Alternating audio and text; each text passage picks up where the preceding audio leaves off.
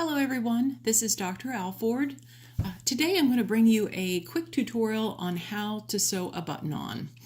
In this video I'm actually going to show you how to do a 2-hole button, 2 different ways to do a 4-hole button, and a shank button. The shank button actually has the little loop on the back. What you'll need for this is you will need thread, Gutermann thread, and a 26 spool case, which can be found in the description, a pair of scissors or snips or shears, a needle, a thimble, and whatever you're going to sew it on, whether it's a fabric that you are making a pillow out of or a garment that you have to reattach a button to, or you're sewing a brand new garment. So whatever the case is, that's what you need.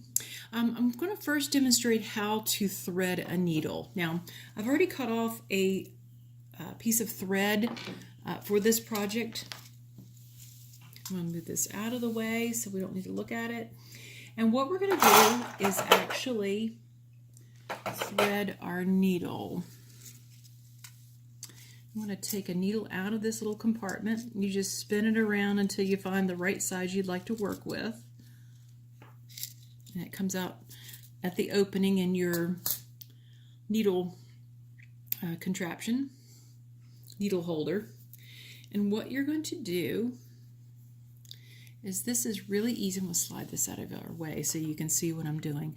There's a hole at the end of this little piece of metal, which is called a needle, and I'm going to slip that through the eye. The hole is called an eye, and then I'm going to pull this and I'm going to actually double the thread. And what I mean by that is I want you to end up looking like you have 2 pieces of thread, but it's just one continuous piece until you get to the very end. You want to match up the ends. So if you can see that, I've got these all the way to the very end and the 2 ends match. They're even.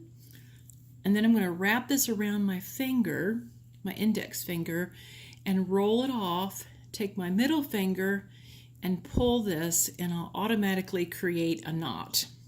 So there you have it. You have a needle, a threaded needle. It's doubled. So you don't have to keep going through the eye of the needle multiple times. You just do it once and then double it.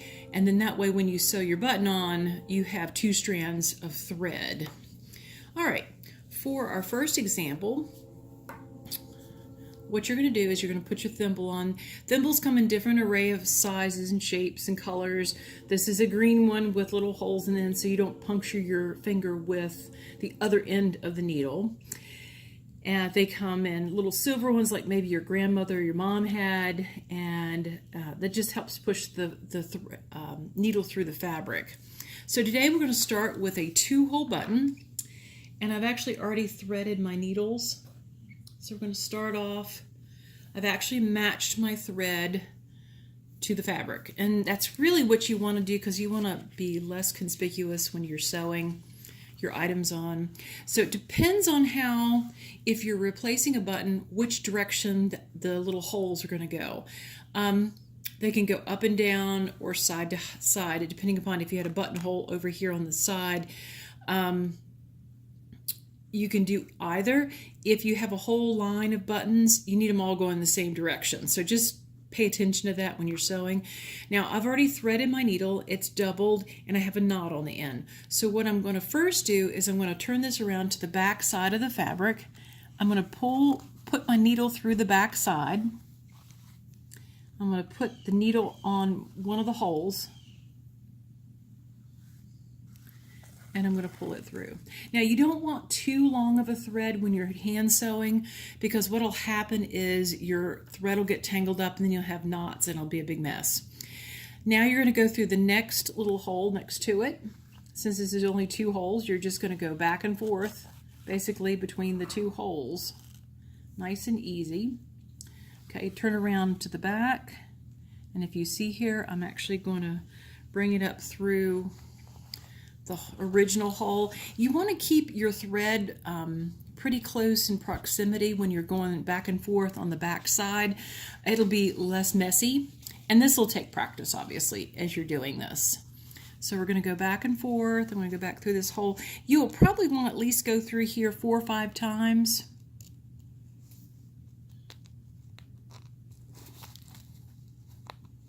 Yeah.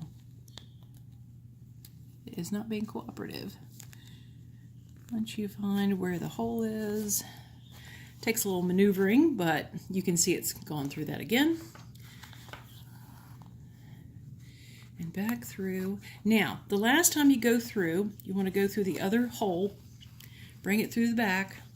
The next time you bring it up, I don't want you to go through the hole. I want you to just bring it between the button and the fabric, about where you've been taking the thread through each time. You're not going to bring it through the hole. What you are going to do is bring it to the back side between the fabric and the button. Then I want you to take this and wrap it around really taut 3 or 4 times, and then I want you to go back to the back of the fabric. And what that does, it creates what is called a thread shank, and that thread shank is going to secure that button. You're going to pull it to the back, and now I have you can see that there. I'm going to cut off enough that I leave enough on here so that I can actually tie this off. And I'm just going to tie a few knots, just a couple of times straight up through there. And you're going to do this for each button. Okay? And voila. And then you cut off the extra threads,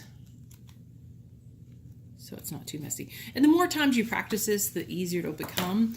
And voila, you now have a button that's secure. It's not going to go anywhere. And a lot of times when you create it this way and do the little thread shank, it actually will last you longer than the garment. And sometimes when you're making things or reapplying buttons. Now the next one I'm going to show you is actually a 4-hole button. There's 2 ways you can do this. You can go up and down, side to side, or crisscross. And in this one, I'm going to do up and down perpendicular. Now I've already threaded my needle, so I've got a double threaded needle with a knot on the end. So I'm going to go through this. Now what I do is I'm actually going to go through 2 buttons. 2 holes.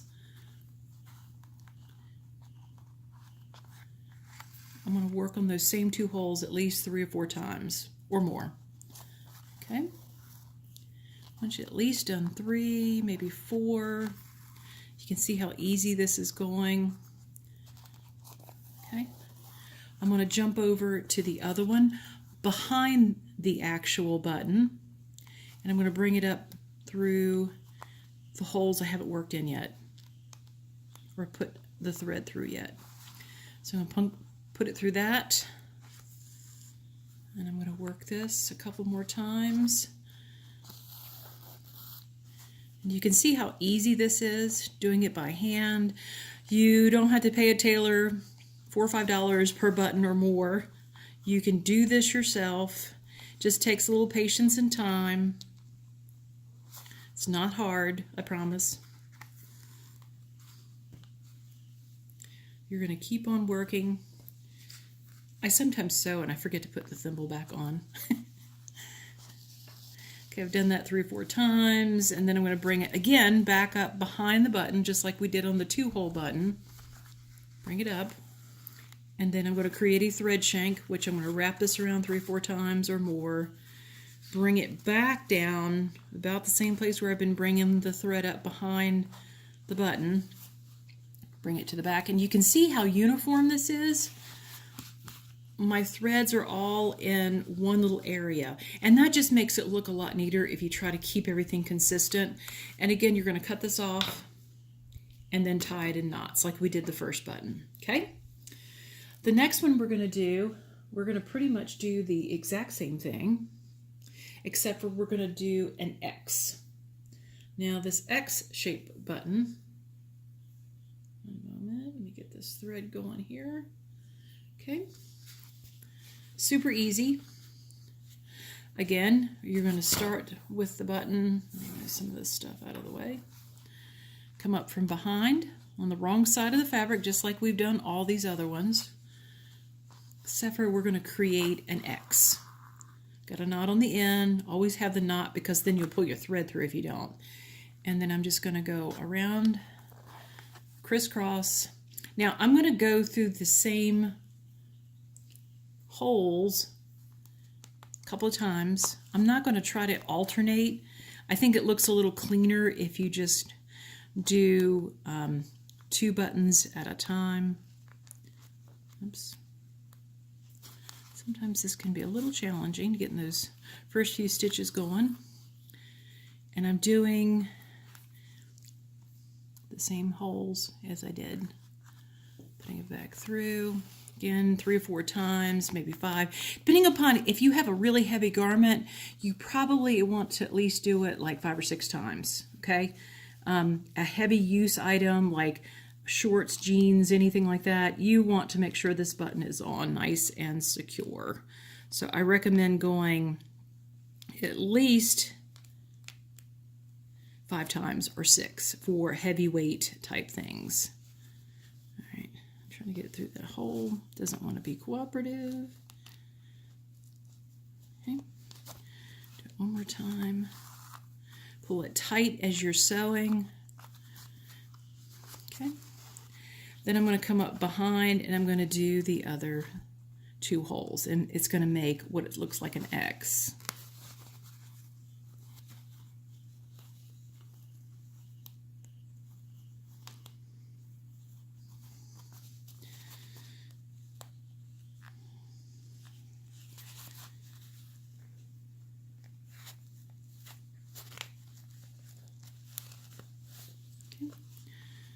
You can see that I'm bringing it through the new hole, and then we're going to crisscross it. You can do that 4 or 5 times. And for the sake of time, I'm just going to do it one more time. And then you'll create a shank just like you did on the other ones.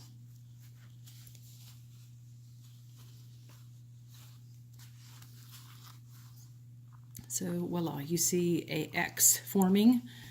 So it doesn't really matter. You just want to be uniform when you're creating these. I've seen buttons sewn on this way, and I've seen them done just parallel. In an upcoming video, what I'd like to do is show you how to sew them on with a sewing machine. You actually can do that just with these types of buttons. You can't do the shank button, but you can do the ones with the holes like this. Leave comments, questions that you might have as we're doing this.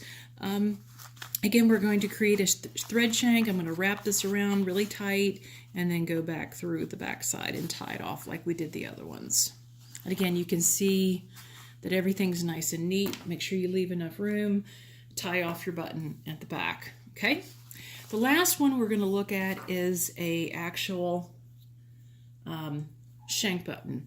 Now, a shank button usually are very decorative. They may have something embossed. This one has like little cherries on it. I have one that's in the shape of a little ballerina. She actually moves. It's kind of cool looking. It's got the little shank on the back of it.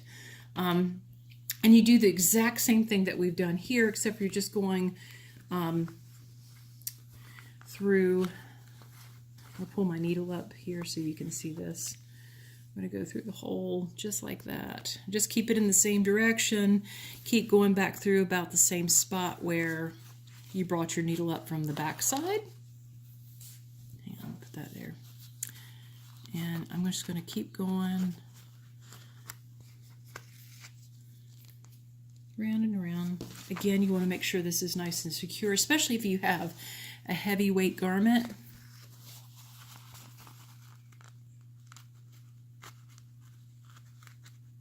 I'm going the same direction. I would probably do this one a few more times, at least 5 or 6 times. You want to make sure that button is nice and secure. Now, they also make button thread, which is great. I find that this is just as sturdy as that because you're doubling the thread, and I don't know that you really need it, but if you want to do, if you're doing a really fancy heavy coat, if you're designing and making something, you might want to use the button thread. You can't use the button thread in sewing machines or anything like that, but you certainly can use it just for the hand sewing. Now, I've gone a number of times and I'm going to actually create the same thing. Some people say you don't need a shank on this, but I do because it gives me an extra security around all those threads at the bottom. Just make sure they're all to the back there. You can see that they're all at the bottom, and then I just go 3 or 4 times around that bottom, and then I'm going to go to the back and go back about the same area that I've been sewing through, and I'm going to pull it back through, and then I'm going to tie it off just like I did all the other ones. Clip it, leave yourself enough room so you can actually tie this off. What I recommend with buttons, if you have a garment that you're actually trying to repair, check the inside of the garment. You may have extra buttons, or they came in a little plastic container attached to the neckline or something, or the actual waistline. There might be extra buttons. If not, go to the store, or you can go on Amazon and look for buttons that might resemble close proximity. A lot of times they'll come on actual cards like this. They'll have, in addition, these are metal ones. These are really pretty. I bought these a while back, but they're shank buttons and really decorative ones. You can do large ones like this, really pretty ones. You can buy cards of them, different color, every color and any color you could possibly imagine, you can probably find it. I bought a whole collection of little buttons at a store, and you can actually do this as well on Amazon. I can leave you a link with a variety pack, which are kind of fun, like if you wanted to create a pillow or something like that and use different colors of buttons and things. You got shank buttons here, you got 2-hole buttons, you got 4-hole buttons, just an array of stuff that came in this little container of buttons. A lot of fun. You can also collect buttons. There are antique buttons that you can also buy. I think these are police buttons. I got these in Antique Lot a long time ago, but if you like to collect buttons, a lot of people do that. These are really pretty, and there's a lot of history with those kind of buttons, and just very interesting and a lot to think about. So thanks for joining in. If you have any questions or comments, please leave them below. If you'd like to see any upcoming videos, like I said, I'm probably going to show you one to how to sew a button on using the sewing machine, which is a little quicker and faster. And you can do these kinds of buttons, not the shanks, but you can do these kind with the holes in the top part. Again, thanks for tuning in. I hope you have a great day, and if you like this video, subscribe if you'd like to see upcoming videos in the near future. All right, have a great day, and thanks for tuning in.